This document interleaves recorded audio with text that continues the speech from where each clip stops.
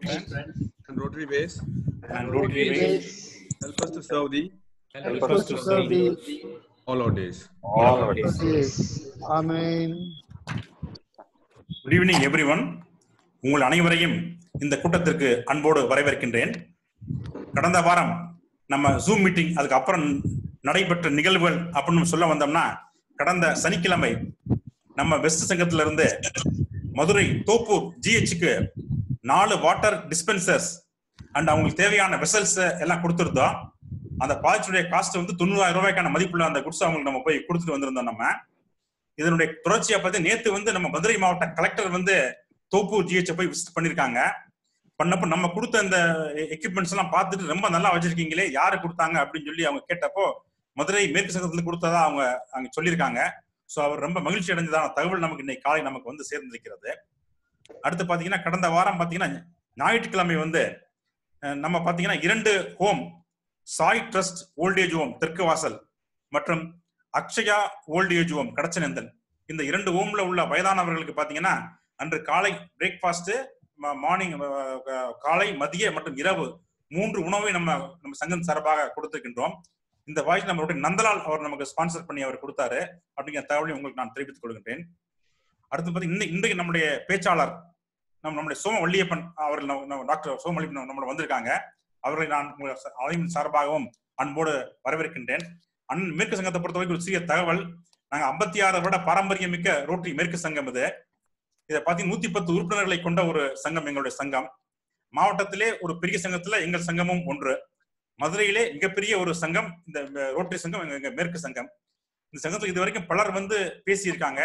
இன்று நீங்கள் வந்து பேசுவதன் மூலமாக நாங்கள் இன்னும் பெருமைப்படுகின்றோம் அப்படிங்கிற தகவலை நான் தெரிவித்துக் கொண்டு உங்களை அன்போடு நான் வரவேற்கின்றேன். அடுத்து பாத்தீங்கன்னா, இந்த வாரம் பாத்தீங்கன்னா பிறந்தநாள் வாழ்த்துக்கள் பாத்தீங்கன்னா வர 12ஆம் தேதி ஸ்ரீனிவாசன் அழகிரசாமி தன்னுடைய பிறந்த நாளை கொண்டாடுகின்றார். அந்த மாதிரி 13ஆம் தேதி ஆர்த்தி சுரேஷ் தன்னுடைய பிறந்த நாளை கொண்டாடுகின்றார்கள். மேடம், நீங்க ஆன்ல இருக்க மாதிரி தெரியுது மேடம். ஆர்த்தி மேடம் இருக்கீங்களா? இல்ல, வாழ்த்துக்கள் மேடம், வாழ்த்துக்களை தெரிவித்துக் கொள்கின்றேன். இப்பதான் ஜாயின் ஆயிருக்காங்க, தெரிவித்துக் கொள்கின்றேன். அடுத்து இன்னைக்கு வெட்டிங் அனிவர்சரி இன்னைக்கு வந்து நம்ம ரொட்டேரியன் என் கண்ணன் தன்னுடைய திருமண நாளை கொண்டாடுகின்றார். அவர்களுக்கும் நம்முடைய சங்க சார்பாக வாழ்த்துக்களை நான் தெரிவித்துக் கொள்கின்றேன். அடுத்து over to secretary for his announcement. Over to you, Balu. Regarding our next week's regular speaker meeting, it's on 16th May, Friday at 6:30 p.m. It's a Zoom meeting. The name of the speaker will be shared shortly in our WhatsApp group. Thank you. To introduce the speaker formally, I invite Dr. P. Ramasamy. Over to you, Rams. Yes, sir. Thank you so much, President. Thanks for this present opportunity to introduce one of my great friend, Soma Valliyappan sir. And Soma Valliyappan sir வந்து அறிமுகப்படுத்த வேண்டிய அவசியம் கிடையாது. He is a very popular person. And still அவர் வந்து ரொம்ப பிரீஃபா வந்து ஒரு profile அனுப்பிச்சிருந்தாங்க. Google பண்ணாலே there will be lot of information. And I was able to get that. Soma Valliyappan sir வந்து he is a corporate trainer, he is a coach, he is an author, he is a motivation speaker, and he is a management consultant. And he had Mainmay Management Consultancy. And நிறைய MNC firms, Indian companies, he is extending his services.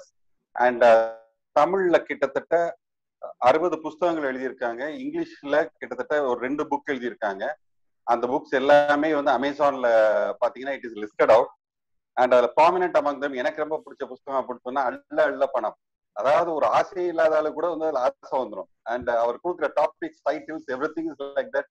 ஒரு vibrant kind of personality அவங்க. And he has written on wide variety of topics like stock market, personal finance, self development, and of course on emotional intelligence. And எதுக்கு of course on emotional intelligence சொன்னேன்னா, அவங்களோட doctor பட்டம் அவங்க வாங்கினது அந்த சப்ஜெக்ட்ல தான்.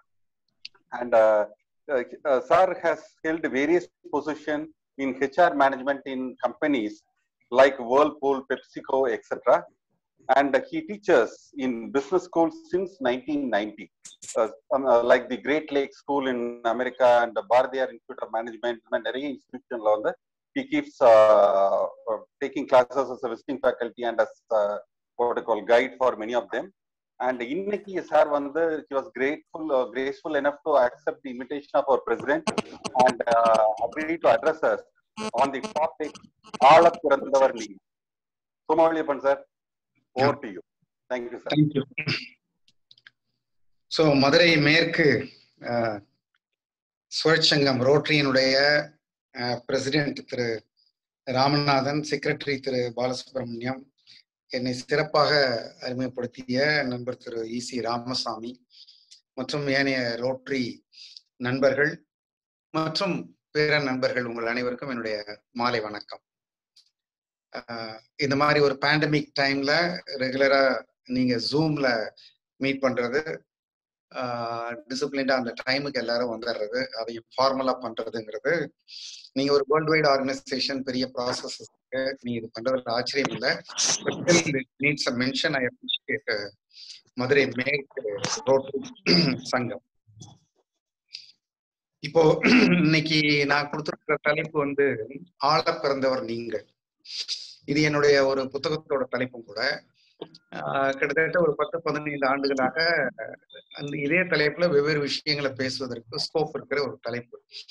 இன்றைக்கு இந்த கொரோனா காலகட்டத்துல கூட இப்படி ஒரு தலைப்பை கொடுப்பதற்கு ஒரு காரணம் இருக்கிறது. You will find it out while I talk about it. இப்போ நமக்கு கிடைக்கிற பல்வேறு செய்திகள் வந்து ரொம்ப டஃப்பான செய்திகளாக இருக்கிறது. ஃபர்ஸ்ட் வேவ் மாதிரி இல்லாம செகண்ட் வேவ்ல இப்போ அதிகமா நம்மளுடைய ரொம்ப நெருக்கமான உறவுகள், நெருக்கமான நண்பர்கள் வரைக்கும் கூட அந்த கடற்கரை தண்ணீர் நகர்ந்து வந்து காலை தொற்றுச்சு. கிட்டத்தட்ட காலை நினைத்து விட்டு போகிறது. அப்படிப்பட்ட ஒரு டஃப்பான ஒரு சூழ்நிலையில இருக்கிறோம். மகாராஷ்டிராவை தாண்டி, கர்நாடகாவை தாண்டி தமிழ்நாடும் எண்ணிக்கை வந்து ரொம்ப அதிகமா போயிட்டு இருக்கிற ஒரு சூழ்நிலையில் நம்ம இருக்கிறோம். we are at really at cross roads. இப்போ எப்படி இதை சமாளிக்க போகிறோம்ங்கிற ஒரு டஃப்பான ஒரு சூழ்நிலை இருக்கிறது. இந்த மாதிரி ஒரு சூழ்நிலையில டிஸ்டர்பிங், அலார்மிங் செய்திகள் வந்து கொண்டிருக்கிற ஒரு நேரத்துல உறவுகள், நண்பர்கள், மக்கள் வந்து ஒரு சிரமத்துக்கு ஆளாகிவிட்ட நேரத்துல ஆள பிறந்தவர் நீங்களா? எதை ஆளுவதற்கு, இப்போ எதை நம்ம ஆளுவதற்காக இப்போ ஆள பிறந்தவர் நீங்கள் என்கிற தலைப்புல நாம பேசுகிறோம் அப்படின்னு பார்த்தா, இங்க நான் என்னுடைய போன்ல இருந்து தான் இதை தொடர்பு கொள்றேன். ஸ்வைப் பண்ணி நான் நடுவுல பார்த்தேன். இங்க வந்திருக்கிற பலருடைய வயது வந்து 60க்கு மேல இருக்கலாம் போல தெரிகிறது. நிறைய யங்ஸ்டர்ஸ் இருக்கிறீங்க. தலைவர், செயலாளர் அறிமுகப்படுத்திய ராமசாமி போல பலரும் வயதானவர்கள் இருக்கலாம். நமக்கு வந்து வயதாக விட்டாலும் நம்ம சரித்திரத்துல படிச்சிருப்போம். ரொம்ப பெரிய பர்சனாலிட்டி வந்து வின்ஸ்டன் சர்ச்சில்.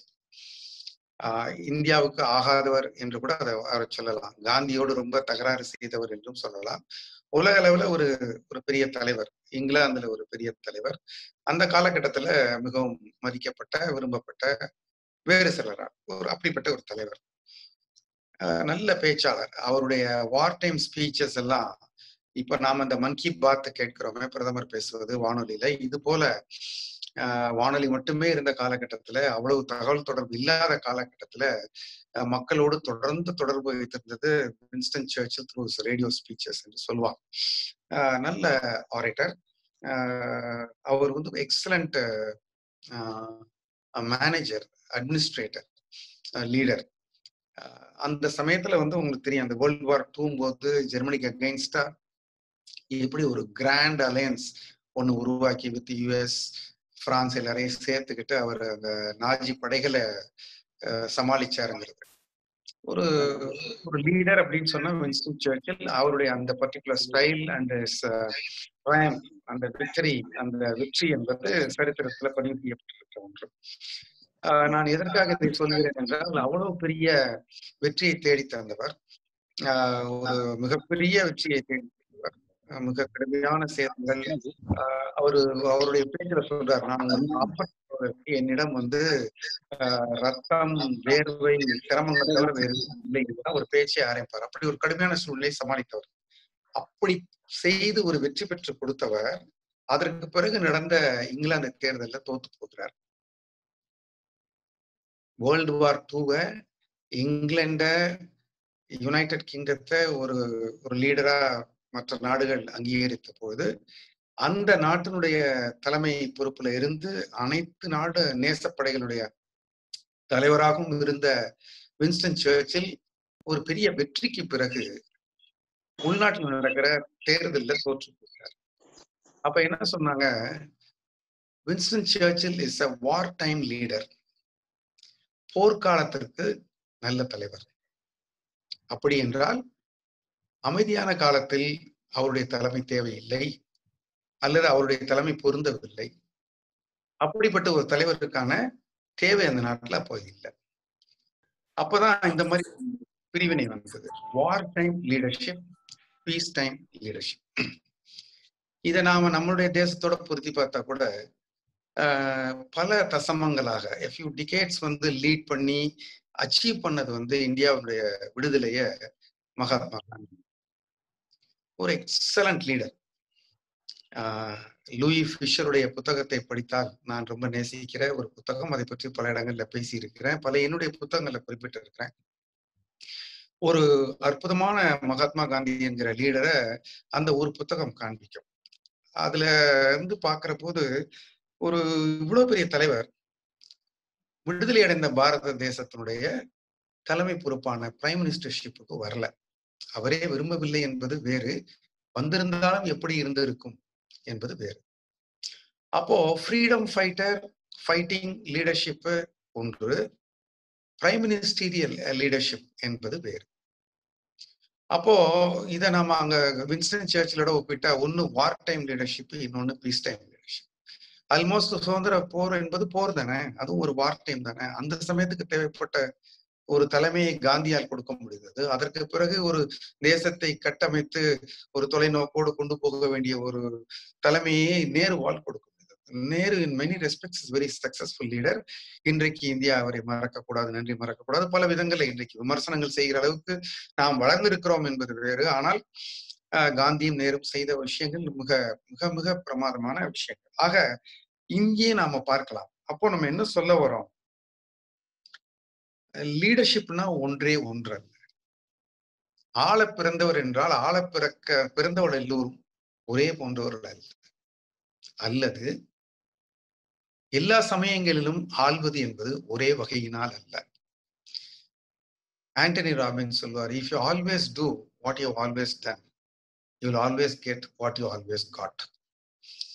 நீங்கள் எப்போதும் செய்வதையே இப்போதும் செய்தால் உங்களுக்கு எப்போதும் கிடைப்பதுதான் இப்போதும் கிடைக்கும் என்கிறது அதனுடைய ஸ்ட்ரெயிட் டிரான்ஸ்லேஷனா இருந்தா கூட, எப்போதும் செய்வதையே சில சமயங்களை செய்தா கிடைத்தது கூட கிடைக்காம போயிடும். அதுதான் நிதர்சனம், அதுதான் யதார்த்தம். ஆக we need to be different at different times to lead. ஆள பிறந்திருக்கிறோம், இப்பொழுது சூழ்நிலை என்பதை பொறுத்து நம்முடைய ஆளுமையை நாம வெளிப்படுத்த வேண்டும். இப்போ சுதந்திர இந்தியா வேறு, சுதந்திரத்துக்கு பிறகான இந்தியா வேறு என்பது மாதிரி யாரு தலைவர் என்பது அல்ல, எப்படிப்பட்ட தலைமை. இப்போ வார் டைம்லயும் இருந்து அதற்கப்புறமும் சரியா மாற்றிக்கொள்ளுகிற ஒரு திறன் பெற்றவராக இருந்தால், அல்லது மாறிக்கொண்டிருப்பவர்களாக இருந்தால், நீங்க பாத்தீங்கன்னா இப்போ நம்மளுடைய மேற்கு வங்காளத்துல இருக்கிற திருமதி அந்த முதலமைச்சருடைய டிடி அவங்கள பாத்தீங்கன்னா ஒரு காலத்துல ரொம்ப பெரிய போராட்ட குணத்தோட இருந்தாங்க. இப்போ நிர்வாகத்திலயும் இருக்கிறாங்க, இன்னும் கொஞ்சம் போராட்ட குணம் இருக்கலாம். சிலருக்கு அப்படி ஒரு வாய்ப்பு இருக்கிறது. ஆனா அந்த போராட்ட குணங்களே சில சமயங்கள்ல நிர்வாகங்கள் எப்படி தொந்தரவா இருக்கிறது என்பதையும் நாம கொஞ்சம் மனதில் ஒப்பிட்டு பார்க்கலாம். அதனால வெவ்வேறு காலகட்டங்கள்ல வெவ்வேறு தேவைகள் இருக்கிறது தேசத்துக்கு. தேசத்துக்கு மட்டுமல்ல, வெவ்வேறு நிறுவனங்களுக்கு, வெவ்வேறு மனிதர்களுக்கு, வெவ்வேறு குடும்பங்களுக்கு. ஒரே மாதிரி அப்பா இருந்தது, அப்பா சிரமப்பட்ட காலத்துல குடும்பத்தை தலைமையேற்று நடத்துகிற பொழுது, அல்லது நிறுவனம் சிறியதாக இருந்தபோது அதனுடைய தலைவராக இருந்தவர் அந்த நிறுவனத்தை நடத்திய விதம் அதே விதமாக நிறுவனம் வளர்ந்த பிறகு அவர் நடத்த முடியாது. என்னுடைய ஒரு சொந்த அனுபவமே, நான் ஒரு நிறுவனத்துடைய தலைவரா, வைஸ் பிரசிடென்ட் ஹெச்ஆரா இருந்து இன்னொரு நிறுவனத்திற்கு நான் ஒரு பிரைவேட் செக்டருக்கு என்ன ஒரு நேர்முகத்துக்கு அழைத்த போது நான் அந்த நிறுவனத்துக்கு போனேன். என்னை சந்திக்கிறதுக்காக காக்க வச்சாங்க. நான் காத்திருந்து போனா அந்த நிறுவனத்தினுடைய தலைவரை என்னை சந்திக்க சொன்னாங்க. ஓனர் சேர்மன் அவரு, ஒரு மிகப்பெரிய நிறுவனம். அங்க ரிலையன்ஸினுடைய ஹெட்டா இருந்த ஒருத்தர் அவருக்கு ஜாயின் பண்ணிட்டாரு. அவர் தான் என்னை கூப்பிட்டுருந்தார். நீங்க யோசிச்சு பாருங்க, ரிலையன்ஸுடைய ஹெட்டா இருந்தவர். அப்போ அந்த நிறுவனத்துல நான் போன போது அவருடைய மிகப்பெரிய அறைக்குள்ள அவர் உட்கார்ந்துக்கிட்டு அவருக்கு டீ வரவழைத்து என்ன கேண்டிடேட் ஈத்தாப்புல ஒரு ஹெச்ஆர் ஹெட்டா ஒரு 3 பிளான்ட் கூப்பிட்டு கேண்டிடேட் உட்கார வச்சுட்டு அவருக்கு டீ வரவழைத்து அவர் சாப்பிட்டார். அவர் ஒரு ஸ்மோக் பண்ணார். என்னை சில கேள்விகள் கேட்டார். நான் கண்டிப்பாக சேர வேண்டும் என்று சொன்னார். நான் அந்த நிறுவனத்தில் சேர மாட்டேன் என்று முடிவு செய்தேன். அவருடைய தலைமை வந்து எனக்கு ஒரு இட் புட் மீ ஆஃப். இப்படி இருக்காரு. பிறகு நான் விசாரித்தேன். ஒரு அப்ரெண்டிஸ் கூட அவர் தான் சைன் பண்ணுவார். ஒரு 5000 பேர் வேலை செய்யற நிறுவனங்கள்ல சிலருக்கு மாத சம்பளம் 2.5 லட்சம் ரூபாய் 3 லட்சம் ரூபாய் கொடுக்குற ஒரு நிறுவனத்துல, அப்படி ஒரு 20 அதிகாரிகளை வைத்திருக்கிற ஒரு நிறுவனத்துல, ஒரு அப்பொழுது நான் சொல்லுவது 10 ஆண்டுகளுக்கு முன்னால அவர் வந்து ஒரு 3000 ரூபாய்க்கான பயிற்றுனர், ஒரு அப்ரெண்டிஸனுடைய அப்பாயின்மெண்ட் ஆர்டர் அவரே சைன் பண்றாருன்னா அவருடைய ஸ்டைல் என்ன, அவருடைய ட்ரஸ்ட் ஆன் இஸ் சபார்டினேட்ஸ் என்ன, அவர் கொடுக்குற freedom for his people down the line என்ன, அவங்களுக்கு என்ன எம்பவர்மெண்ட் இருக்கு. ஆக ஒரு நிறுவனம் சிறிதா இருந்த போது அவர் தான் வளர்த்தாரு, அவர் தான் பெருசாக்குனாரு, அவர் அப்படி செய்யறது ஓகே, செய்தது ஓகே. வளர்ந்த பிறகும் அப்படி செய்தால் மாறாதவர்கள் மறிந்து போகிறார், காணாமல் போயிடும். ஆக வெவ்வேறு காலகட்டங்கள்ல வெவ்வேறு தலைமை பண்புகள் குடும்பங்களுக்கு. சின்ன பிள்ளையா இருக்கையில அதட்டின மாதிரி பெரிய பிள்ளைகளை, வளர்ந்த பிள்ளைகளை, நம்மளோட அதிகமாக தெரிந்த பிள்ளைகளை குடும்பத்தில் அதட்ட முடியாது, சொல்ல முடியாது. நம்மை விட அவர்களுக்கு அதிகமாக தெரிந்திருக்கிறது. ஏற்றுக்கொள்ளுகிற தலைமை இருந்தா தலைவனுக்கு தொடர்ந்து மதிப்பு இருக்கும் குடும்பத்துல, தலைவனுக்கு தொடர்ந்து மதிப்பு இருக்கும் நிறுவனத்துல, தலைவன் தொடர்ந்து ஆதரவு வருவான் நாட்டுல. ஆக வெவ்வேறு தலைமை பண்புகள் தேவைப்படுகின்றன. மாறுகிறவர்கள் ஜெயிக்கிறார்கள். இப்போ தேசம் மாதிரி எல்லாமே ஒரே மாதிரிதான். இப்போ நீங்க ஒரு கார் உதாரணம் எடுத்துக்கிட்டீங்கன்னா, ஒரு கார், எல்லா காருக்கும் ஒரு டிரைவர் தேவை. அது மாதிரி ஒரு நாட்டுக்கு ஒரு லீடர். டிரைவர் தான் காரை நாம எங்க போகணுமோ கொண்டு போய் சேர்க்கிறாரு. எப்படி கொண்டு போகணுங்கிறது அவர் கையில தான் இருக்குது. இப்போ டிரைவர்கள் பலவிதம், அவங்களுடைய ஸ்கில்ஸ் எல்லாம் வேற வேற. எல்லா டிரைவரும் ஒரே மாதிரி இல்லை. சில கார்ல நீங்க ஏறி உட்கார்ந்தீங்கன்னா கார் போவதே தெரியாது. நான் என்னுடைய ஒரு நிறுவனத்திற்கு பயிற்சிக்காக போகிற போது அந்த நிறுவனத்தினுடைய ஹெட் வந்து என்ன அழைச்சிட்டு போவார் எங்க வீட்டுல இருந்து. நாங்க கிட்டத்தட்ட அச்சரப்பாக்கம் வரைக்கும் போவோம் சென்னையில இருந்து. 60 கிலோமீட்டர் போனதே தெரியாது. அவரே ஓட்டுவாரு. அவர் தான் அந்த பெரிய மிகப்பெரிய நிறுவனத்தினுடைய முதலாளி. அவரே ஓட்டுவாரு. அவருக்கு ஒரு பிரியம் ஓட்டுவதில். ஓட்டுவாரு. பென்ஸ் காரு அழைத்து கொண்டு போவார். இளையராஜா பாட்டை போட்டு ஏசியை போட்டு நாங்க போனோம்னா, நான் காரில் போனதே எனக்கு தெரியாது. மறக்கடிக்கிற பேச்சு, இன்வால்வ்டு பேச்சு என்பது தவிர அவ்வளவு சிறந்த ஓட்டுநர் அவர். அதே காரை எப்படி சிலர் ஓட்டுவார்கள் என்பது நமக்கு தெரியும். ஸ்கில்ஸ், ஆட்டிடியூடு, இது ரெண்டும் ஒரு லீடருக்கு ரொம்ப டிஃபரெண்ட். எல்லாரும் ஒரே போல ஓட்டுவது இல்லை என்பது காரை என்பது போல. எல்லா தலைவரும் ஒரே போல இல்லை. நீங்க அப்படியே ஜஸ்ட் ஒரு கிளான்ஸ் மைண்டுக்குள்ள யோசிச்சு பாருங்க. நம்மளுடைய பொலிட்டிக்கல் லீடர்ஸ் பல பேருடைய ஸ்டைல் ஆஃப் ஃபங்க்ஷனிங், அவருடைய ஆட்டிடியூடு, அவருடைய ஸ்கில்ஸ், ஒவ்வொருத்தரும் ஒவ்வொன்றுக்காக பாராட்டப்படுகிறார், பெருமைப்படுத்தப்படுகிறார். வேறு சிலவற்றை குறையாக சொல்கிறார்கள். பல பேர் நாம பொது வெளியில சொல்லுவதை கேட்டிருக்கிறோம். ஒரு கார் எடுத்துக்கிட்டீங்கன்னா, கம்மிங் பேக் டு கார், ஒரு காருக்குள்ள என்னெல்லாம் இருக்குது? கார்ல ஸ்டீரிங் இருக்கு, டைரக்ட் பண்றதுக்கு, அந்த டிரைவர் பண்றதுக்கு. அதற்கு பிறகு வந்து ஆக்சிலேட்டர், அதுக்கப்புறம் brake. Between accelerator and brake பயன்படுத்தப்பட ஒரு கிளச், கியர் சேஞ்ச் பண்றதுக்கு, ஸ்பீடை மாத்துறதுக்கு ஒரு கியர், சேஃப்டி பெல்ட், பாட்டு கேட்கலாம், ஏசி போட்டுக்கலாம், டோரை லாக் பண்ணிக்கலாம், சென்டர் லாக் பண்ணலாம், டிக்கியில பொருட்களை வச்சுக்கலாம், பின்னாடி சில பேர் வச்சு அழைச்சின்னு போகலாம். இவ்வளவு ஃபெசிலிட்டிஸ் இருக்கு. ஒரு டிரைவர் எல்லாத்தையும் யூஸ் பண்றாரா?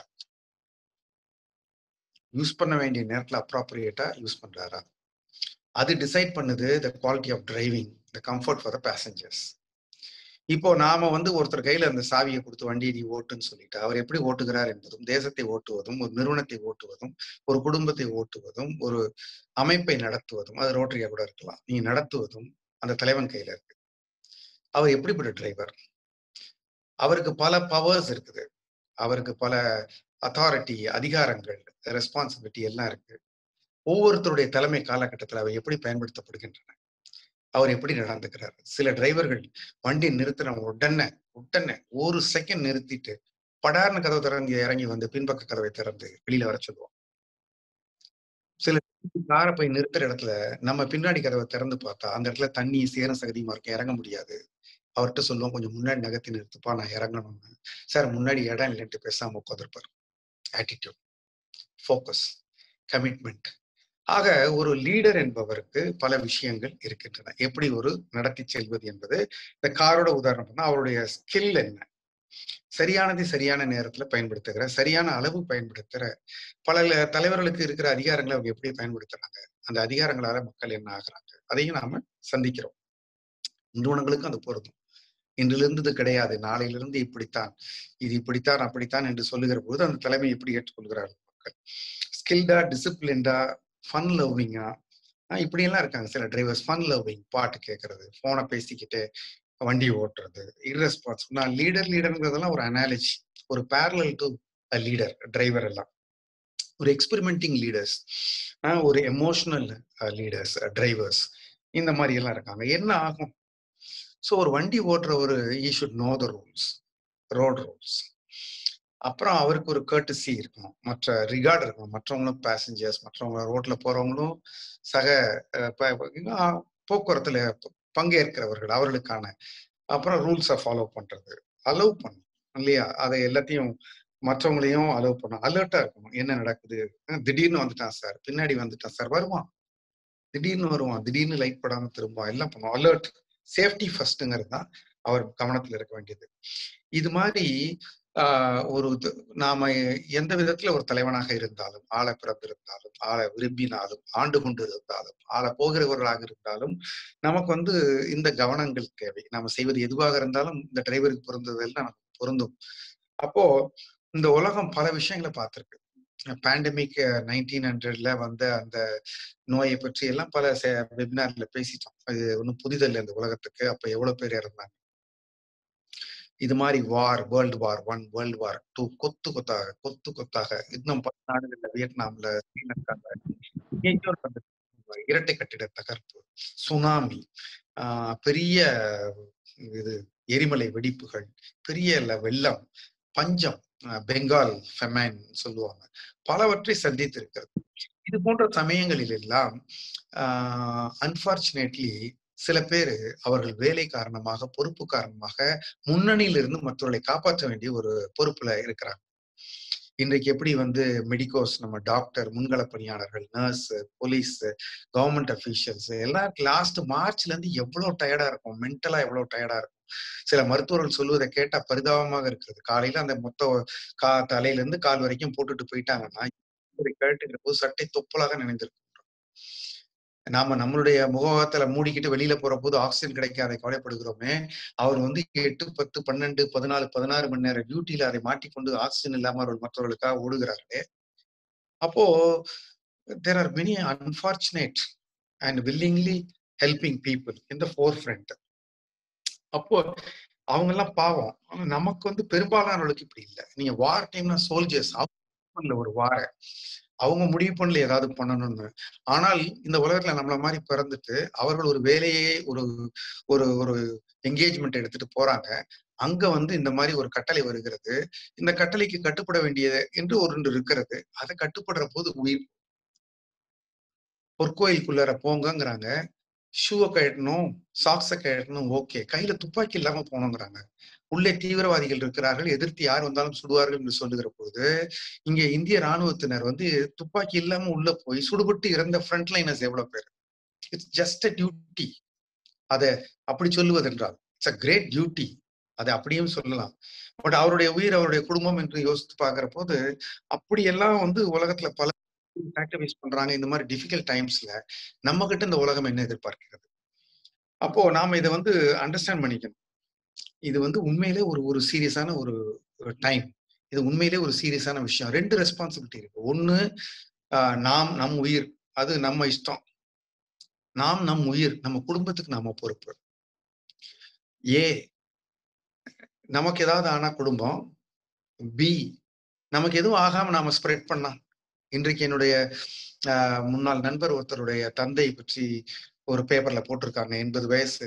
நான் அவரை விசாரிச்சேன். அவர் சொன்னாரு, அவருடைய பையன், மகன் இருமிட்டு இருந்தா அவருடைய அப்பாவுக்கு வந்துருச்சு. From grand child to grand parent. 10 நாள் Malar hospital, is no more now.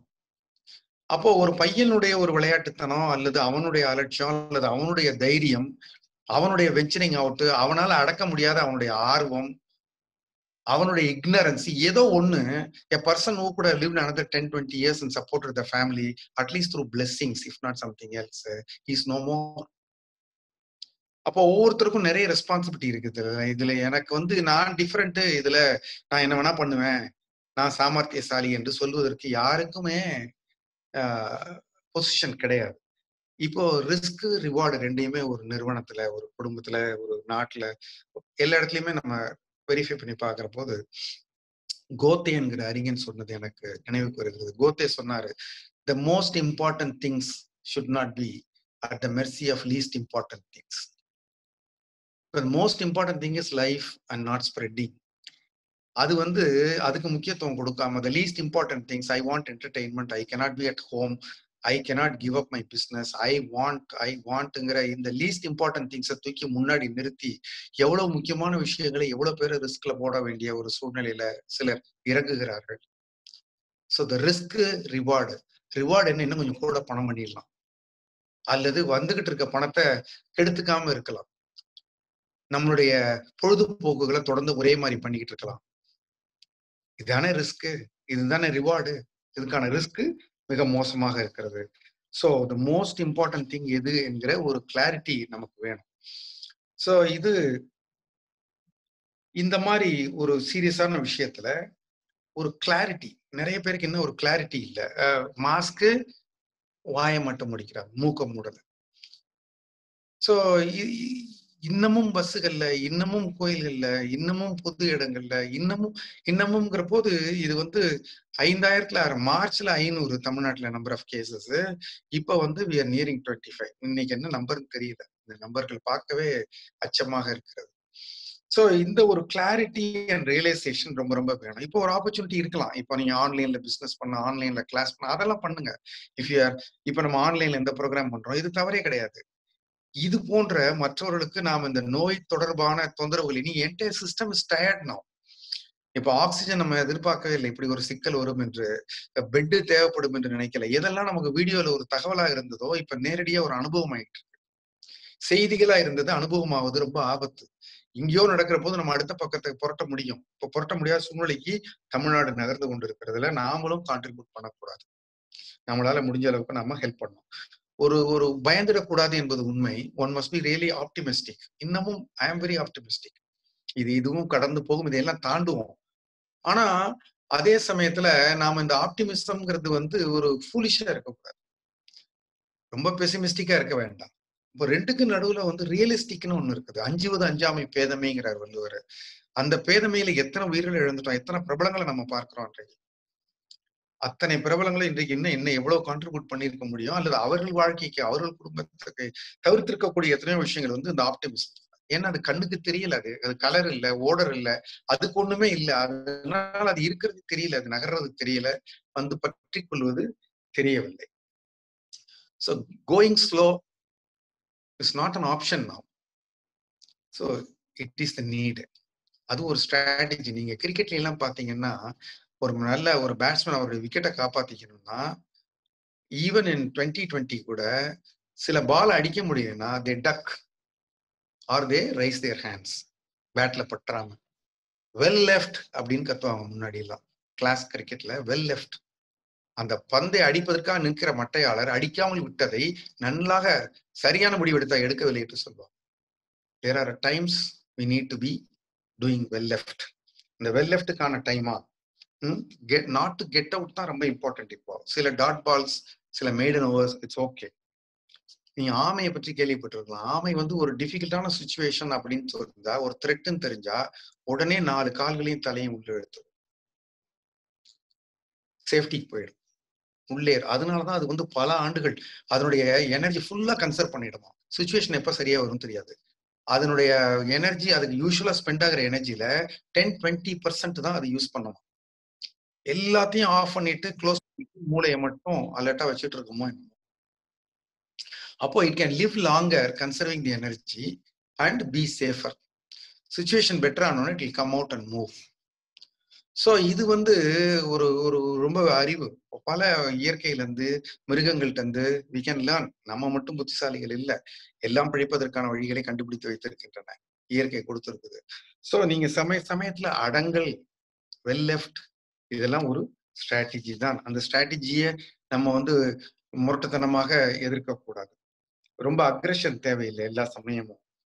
நீங்க இப்போ கிரிக்கெட் விளையாடுறாங்க, அவர் டெண்டுல்கரா இருந்தா கூட சரி, யாரா இருந்தாலும் சரி, தோனியா இருந்தாலும் சரி, சமயத்துல they'll call for a helmet.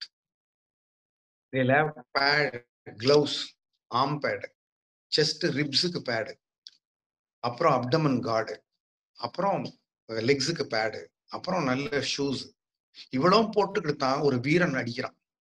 நீங்க பழங்கால போர் வீரர்களை பாருங்க, நெஞ்சில வந்து ஒரு ஷீல்டு போட்டிருக்கோம், தலையில அடிச்சிருவான் ஹேட்னு சொல்லிட்டு அதுக்கு ஒரு இரும்புல ஒரு கிரீடம் போட்டிருக்கோம். We have always been using such a personal protective equipments. The equipment that is now requested, offered, is only simple mask. அது என்ன 10 கிலோ எடையா? So இது essential to safeguard. இதை பண்ணணும். அதே மாதிரி ஒரு விலையே கொடுக்காம சாமர்த்தியமா வந்துட முடியாது. இது ஒரு பெரிய பேண்டமிக். உலகத்துல பல கோடி பேரை தாக்கி இருக்கு. இந்தியாவிலே கிராசிங் நியர்லி 4 crores நினைக்கிறேன். Deaths and lakhs. இப்படிப்பட்ட ஒரு பேண்டமிக்கு நாம ஒரு விலை கொடுக்கணும்னா ரெஸ்ட்ரிக்ட் ஆர்செல்ஸ் தான் விலை. பெரிய விலை கொடுக்க வேண்டாம். பெரிய விலை நிறைய பேர் கொடுக்குறாங்க, பாவம். விலையை கொடுக்காம சாமர்த்தியம் பண்ணி உயிரே விலையா கொடுக்குறாங்க. ஸோ கொடுக்க வேண்டியதெல்லாம் வந்து some restriction, following the rules. Following the rules, அந்த டிசிப்ளின் நமக்கு ரொம்ப ரொம்ப வேணும். இந்த சோசியல் டிஸ்டன்ஸோ வேற எதுவோ வீட்டுக்குள்ளரே இருக்கிறதோ இது ஒரு ஆப்பர்ச்சுனிட்டி லாஸ்ட் மாதிரி தெரியும், வேற வழி இல்லை. இப்போ நீங்க ஒரு இடத்துக்கு போறீங்க, ஒரு இடத்துல இருந்து ஒரு இடத்துக்கு போற போது நான் கனெக்ட் பண்ணுவேன் எத்தனை கிலோமீட்டர் இருக்குன்னு சொன்னா, அங்க எத்தனை மணி நேரத்துல ஒரு மீட்டிங்க்கு போய் சேரலாம்னா மைண்ட் பேக் ஆஃப் த மைண்ட்ல கனெக்ட் பண்றது வந்து 60 kilometers per hour ஆவரேஜா போகலாம். எல்லா நேரமும் 60 போறேன் இல்ல. இப்ப சென்னையில இருந்து கிளம்புனா தாம்பரம் தாண்டறதுக்கு 30 kilometers per hour தான் போக முடியும். தாண்டிட்டா அங்கிருந்து ஃபாஸ்டா ட்ரிச்சி போற வரைக்கும் வந்து 80-90 kilometers per hour கெயின் பண்ண முடியும். இது ரெண்டையும் சேர்த்து ஆவரேஜ் போட்டா தான் இட் கம்ஸ் டு 60. ஸோ நம்ம லைஃப்ல எப்பயுமே வந்து 110, 120 போயிட்டு இருக்க முடியாது. டிராஃபிக் இருக்குன்னா slow down. So average 60 achieve பண்றதுக்கு நமக்கு there will be times for us to earn more, there will be times for us to achieve more. Even now you still earn and achieve. I am not saying no, but not at your risk and risking your family members and the society at large, not to be people who are spreading. இப்போதைக்கு இந்த train ஒரு டனலுக்குள்ள தான் போகுது, இருட்டா தான் இருக்கு. Tunnel முடிவுக்கு வரும், ட்ரெயின் வெளியில வரும். ட்ரெயின் கண்டிப்பா வெளியில வரும். எல்லா நம்ம 2008 டனல்ல இருந்து வெளியில வந்திருக்கோம், 2000 இருந்து டனல்ல இருந்து வெளியில வந்திருக்கோம். There have been tunnels and this train has come up. We should come out successfully. அதுக்கப்புறம் we will rule this world again. ஆளர் பிறந்தவர்கள் நாம கண்டிப்பாக ஆள்வோம். இந்த வாய்ப்புக்கு நன்றி. தேங்க்யூ. அருமை அருமை, மிக மிக அருமையாக இருந்தது உங்களுடைய பேச்சு. ஆள பிறந்தவர் நீங்கள் அப்படிங்கிற டைப் ரொம்ப அருமையா பேசுனீங்க. Now the floor is open for discussion. மக்கள் தங்கள் கருத்துக்களை பதிவு செய்யலாம். I have another. எனக்கு ஒரு 10 minutes கொடுங்க, அதுக்கப்புறம் நான் I will leave the meeting. Okay. இது இப்போதுல இருந்து I will be with you for another 10 minutes. சரி, அது ஓபன் ஃபார் டிஸ்கஷன். மக்கள் ஏதாவது கருத்துக்களை உங்களுக்கு சொல்லுவாங்க, அதுக்காக வச்சுக்கலாமா டயத்தை? Open for discussion. Okay sir, floor is open. Sir அஸ்ஸலாமு அலைக்கும். சொல்லுங்க சார், நான் வந்து என்னுடைய கல்லூரி பருவத்திலிருந்தே உங்களை வந்து ஒரு நிதி ஆலோசகரா மட்டும்தான் நான் பார்த்திருக்கேன்.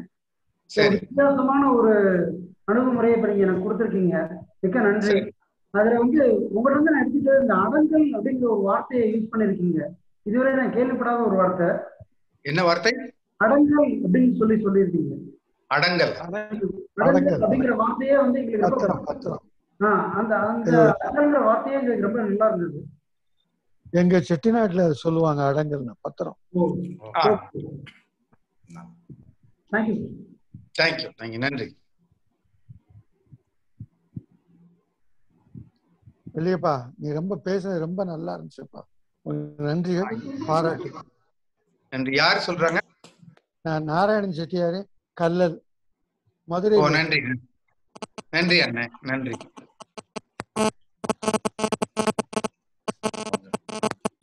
சோமாவளிபன் சார், அவங்க என்ஐ நாராயணன் சார் வந்து பெரிய ஹெச்ஆர் ட்ரெயினர், மதுரையில நிறைய நிறுவனங்களுக்கு சார் வந்து கைடன்ஸ் எல்லாம் கொடுத்துட்டு இருக்காங்க. For your kind information. இந்த போன்ல இருக்கிறதுனால ஸ்கிரீன்ல எல்லாரும் தெரியல, யாரு பேசுறாங்கன்னு தெரியாது. ஆனா இந்த ஒரு क्वेश्चन மட்டும் I just rice with you. இந்த மாதிரி சமயங்கள்ல we need to go slow and we need to, அதாவது you need to give up something to survive அப்படின்றது ஒரு கருத்து, ரைட்? நீ வந்து முன்னாடி போயிட்டு இருந்த அளவுக்கு வந்து டார்கெட்டை வச்சுலாம் ஒர்க் பண்ண முடியாது. And you need to be calculative in it. See, how does someone recalibrate their what you call business?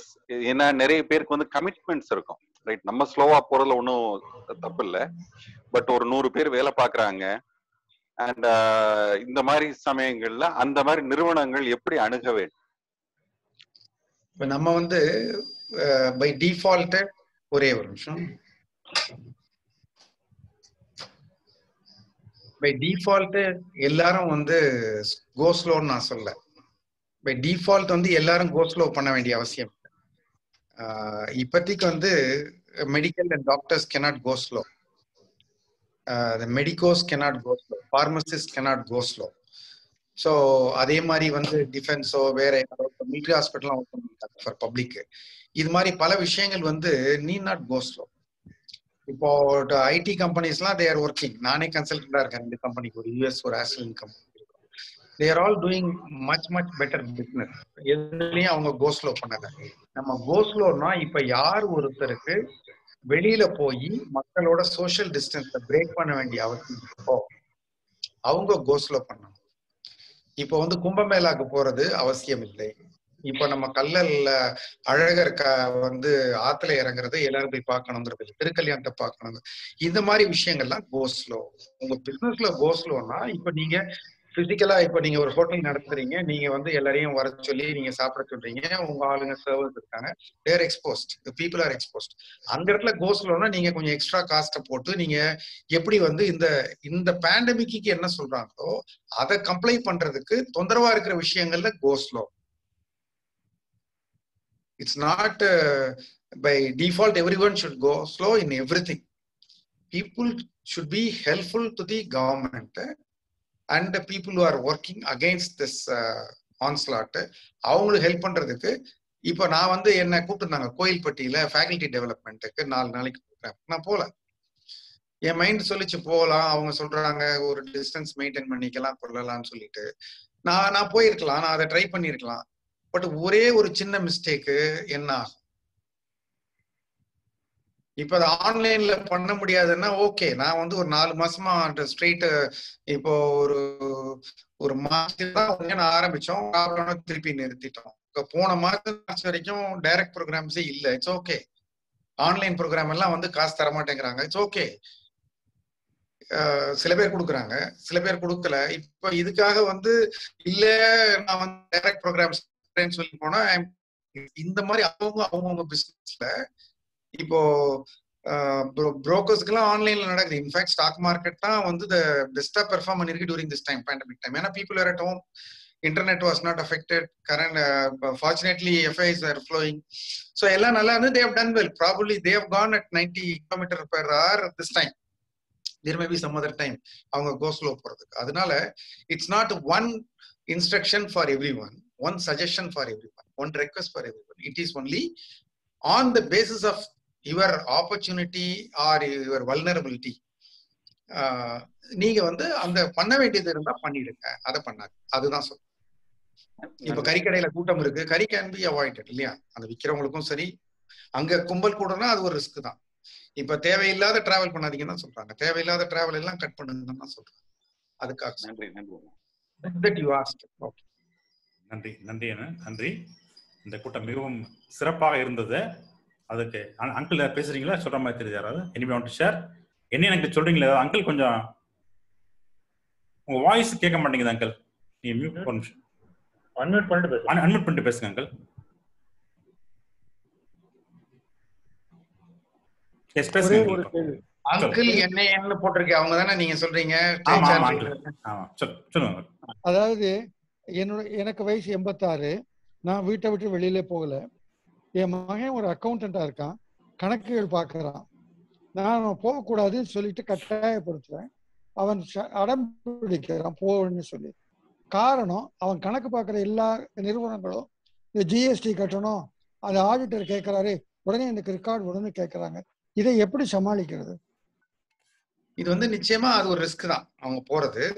இப்போ ஒரு மனிதனுடைய நம்ம சொல்றோம் அட்டென்ஷன் ஸ்பேன் குறைஞ்சிருச்சுங்கிற மாதிரி நாம வந்து ரொம்ப கவனமா இருக்கிறதே ஒரு 10-12 நிமிஷம் தான் கவனமா இருக்க முடியும். அதுக்கப்புறம் அந்த ஆபீஸ்க்குள்ள போன உடனே அந்த work will take over them. அதுக்கப்புறம் கொடுத்துருவாங்க, ஒருத்தர் தொடுவாங்க. நம்ம கான்டாக்ட்ல இருக்க எல்லாருமே சேஃபா இருப்பாங்க நம்ம சொல்ல முடியாது. அதனால இப்போ ஸ்கேன் பண்ணி அனுப்ப முடியுமா, வாட்ஸ்அப் கால் மூலமா பேச முடியுமா? இப்போ நம்ம ஒரு தீவிர மாட்டிக்கிட்டோம்னா நம்ம என்ன பண்ணுவோம்? அதுதான் நான் சொல்றேன். அந்த ரியலைசேஷன் என்னன்னா, இன்னும் மைண்ட் அந்த சீரியஸ்னஸ் உள்ள எடுத்துட்டு போக மாட்டேங்குது. அது சொல்லுது என்னுடைய பிசினஸ் தான் இம்பார்ட்டன்ட், என் கிளையண்ட் என்ன பண்ணுவாங்கன்னு. That is the reward. But the risk is, now I don't want to say because we are talking about individuals. Correct. So that's a great risk.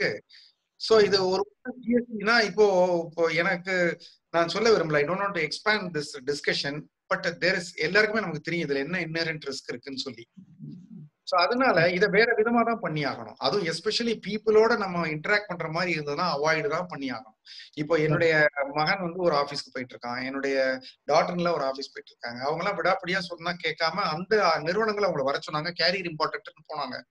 அந்த இவங்களை வர சொன்ன ஒரு மேனேஜருடைய father is known. So he got contracted. அவங்க வந்து they learned after 4 months, but by the time they learned the lesson, the damage has been done. Suggestion is, இது வந்து ரியலா எப்படி வருதுன்னு தெரியல, இப்ப காத்துல வருதுங்கிறாங்க. இது என்ன அநியாயமா இருக்குது, இது நம்ம என்ன பண்றதுன்னு தெரியல. ஃபியர் தி அன்னோன். கண்ணுக்கு தெரிஞ்சா பரவாயில்ல, கண்ணுக்கு தெரியாத பலமிக்க ஒரு எதிரி, வேற வேற வடிவம் எடுத்துட்டு வர்ற ஒரு எதிரிங்கிற போது அதுதான் நம்ம மைண்ட் வந்து அதை அக்செப்ட் பண்ண மாட்டேங்குது. நான் எப்படி பிசினஸ், அப்ப நீங்க யோசிச்சு பாருங்க, தட்டுவண்டிக்காரன் எல்லாம் எப்படி இந்த காலத்துல படிக்கும். நம்மளை விட சாதாரண பிசினஸ்ல இருக்கிறவங்க எவ்வளவு பேர் கடையை மூட வேண்டிய ரோட்ல மூடின கோயில் வாசல்ல இருந்த பூக்கடைகள் என்னாச்சு, தேங்காய் கடை என்னாச்சு, அந்த வாசல்ல இருந்த விளையாட்டு பொம்மை கடைகள் என்னாச்சு, அவங்களுடைய சேவிங்ஸ் என்ன, அவங்களுடைய இன்கம் என்ன, அவங்க they had to put up with, they were. Thank you. Probably இதை அட்டெண்ட் பண்ணலாம், இல்லைன்னா இந்த வீடியோ பார்க்கலாம் அவரு. But I am okay to take the blame. நன்றி. ரொம்ப சிறப்பா இருந்தது. நன்றி, சிறப்பா இருந்தது. இறுதியா கடத்துக்கு வந்திருக்கோம். எஸ் வாழ்த்துக்கள். அண்ணா ஒரு ஓட் ஆஃப் தேங்க், ஒரு 2 மினிட்ஸ் மட்டும் மீட்டிங் போணுமா? இல்ல எனக்கு வர வேண்டியது வந்துட்டாரு, நான் அவரை பார்க்கணும். சரி, நீங்க நம்ம ரொட்டேரியன் ஸ்ரீனிவாசன் அழகிரசாமி லைன்ல இருக்கீங்களா சார்? ரொட்டேரியன் இன்னைக்கு என்ன அவருடைய பிறந்த நாள் வாழ்த்துக்கள் வருது, 12ஆம் தேதி வாழ்த்துக்கள் வருது. அவர் மீட்டிங் வந்திருந்தாரு, இப்ப லெஃப்ட் பண்ணி போயிட்டாரு. சோ இன்னைக்கு மீட்டிங்க பாத்தீங்கன்னா இன்னைக்கு ஸ்ரீனிவாசன் இருக்கீங்களா? ரைட். இன்னைக்கு பாத்தீங்கன்னா மிஸ்டர் ராமசுவாமி அவங்க சேலத்துல இருந்து மீட்டிங் அட்டெண்ட் பண்ணாங்க. அந்த மாதிரி ரொட்டேரியன் செல்வகீதன் சேலம் ஹில் சிட்டி ரோட்டரியில இருந்து அவங்க மீட்டிங் அட்டெண்ட் பண்ணாங்க. ரொட்டரி ஞானகுவன் மதுரை நார்த் வெஸ்ட்ல இருந்து அவர் அட்டெண்ட் பண்ணாங்க. ஸோ அந்த மாதிரி மிஸ்டர் BA ரமேஷ் அவங்க அட்டெண்ட் பண்ணாங்க. அவங்கள நான் ரெகனைஸ் பண்ணேன் அட்டெண்ட் பண்ணாங்க. So now we have come to the end of the program. I invite Rotarian Sivakumar to propose vote of thanks. Over to you, Siva. நன்றி சார். சீஃப் கெஸ்ட் திரு சோமவல்லியப்பன் அவர்களுக்கு மிக்க நன்றி. தலைமை பண்பை பற்றி விரிவாக சொன்னமைக்கும் ரிஸ்க் வெர்சஸ் ரிவார்டு அடங்கல், இது 3 விஷயங்களையும் நாங்கள் வந்து டேக் ஹோமா எடுத்துக்கிறோம். ஸோ கண்டிப்பான முறையில் நீங்கள் சொல்ற விஷயங்கள் எல்லாத்தையுமே எங்களுக்கு தெரிஞ்ச நண்பர்கள் சுற்றத்தினரையும் நாங்கள் கொண்டு போகிறோம். மற்றும் கலந்து கொண்டுள்ள ரோட்டரி உறுப்பினர்கள் அனைவருக்கும் மிக்க நன்றி. Thank you sir. Thank you. Thank you. All the best. Thank you Siva.